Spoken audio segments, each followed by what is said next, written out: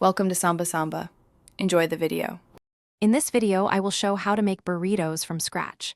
Start by gathering flour, salt, water, oil, beans, rice, cheese, and your favorite proteins so you can work smoothly. I will walk you through making soft tortillas, building layered fillings, and folding each burrito to hold together during cooking. Follow my timing tips, seasoning suggestions, and reheating hacks so you get consistent, tasty results every time.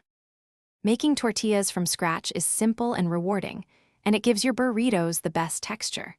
Combine flour, salt, oil, and water, knead briefly until smooth, and let the dough rest to relax the gluten. Divide and roll to about 7 to 8 inches, then cook individually on a hot skillet until light brown spots form. Keep cooked tortillas warm in a towel while you prepare the fillings so everything comes together.